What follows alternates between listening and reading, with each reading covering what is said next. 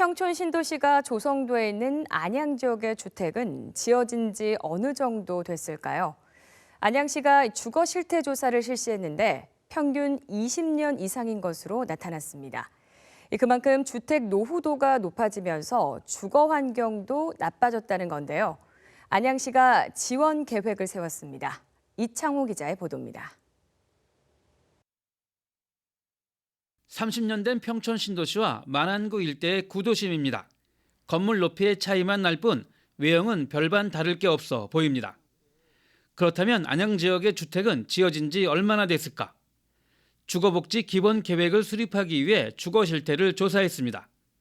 그 결과 2020년 기준 전체 17만 8,358호 가운데 30년 이상 주택이 18%, 20년 이상 30년 미만 주택 37.1%, 20년 이하 주택 44.9%로 나타났습니다.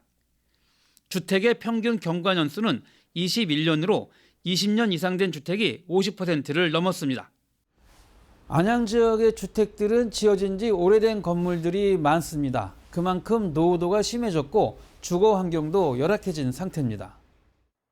나빠진 주거 환경에 주민들의 요구도 많았습니다. 생활 여건이 어려워진 취약계층에서는 집수리나 집안의 손잡이와 같은 이동 편의시설 설치 등을 주로 요청했습니다.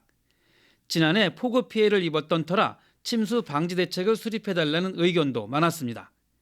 주차 등 생활 환경 개선은 물론 대출금 문제 등 생계 문제에 대한 의견도 제시됐습니다.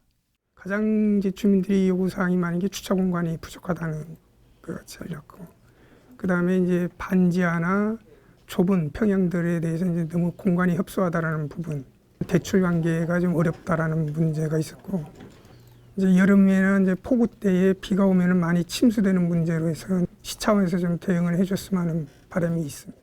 안양시는 이번 주거 실태 조사를 토대로 주거복지 기본 계획을 수립했습니다.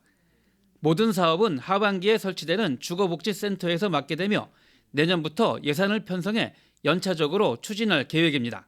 한 군데에서 집중해서 이제 상담도 하고 안내를 하는 주거복지센터를 금년 중에서 이제 설치할 계획이 있고, 또 각 부서에서는 이제 정초 또는 이제 금년도 내년도 예산 확보하는 단계 9월경 이럴 때 항상 이 기본 계획에 따라서 각각 해야 될 사항들의 어떤 예산을 좀 확보하고 거기에 따라서 집행을 해 나가야 될 것으로 봅니다.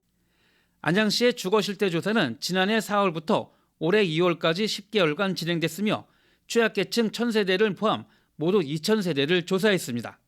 BTV 뉴스 이창호입니다.